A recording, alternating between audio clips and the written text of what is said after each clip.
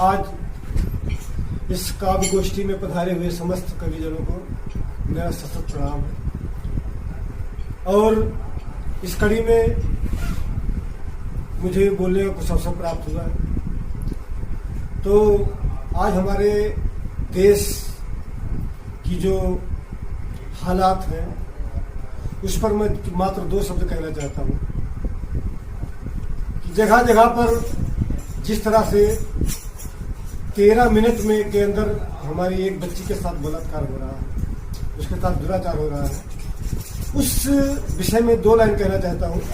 आप सभी थोड़ा ध्यान देंगे कि जो ये बेटी शब्द है ना, आज बेटी है सहमी सी, देख दुनिया को लज्जित है, समेटे लाखों दुख दामन, बयां करना भी वर्जित है। आज कोई नहीं मिलता जो दिल पर हाथ रख कह दे, आबरू जो मेरे घर की बहू बेटी सुरक्षित है। हुए हैं घाव ऐसे भी जो अब तक भर नहीं पाए, मर्ज खुद ही बयां कर दे, नब्ज वो धर नहीं पाए।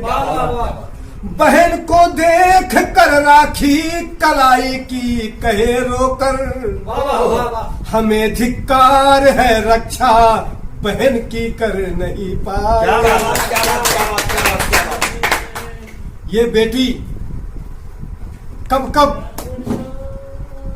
दामिनी बन के दहकी है, निर्भया बन के रोई है, सुनीता और मनीषा की अस्मिता कैसे खोई है।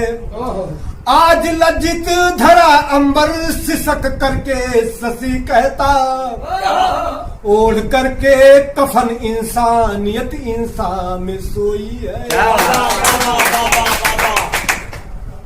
और बहुत कड़वा सत्य कहने जा रहा हूं। इस पे विषय पर काफी लोगों ने डिबेट किया। एक क्षत्रिय बनाम दलित ये विषय बनकर रह गया। तो मैं अपने लाइनों के माध्यम से कहना चाहता हूं कि क्षत्रिय धर्म कहलाता क्या है? सत्य की राह पर चलना सदा सत्कर्म होता है। वाह भाई वाह। जो परहित में जिया जाए वो सच्चा मर्म होता है। बहन बेटी की इज्जत पर करे जो जान भी अर्पण, गर्व है देश को जिस पर वो क्षत्रिय धर्म होता है।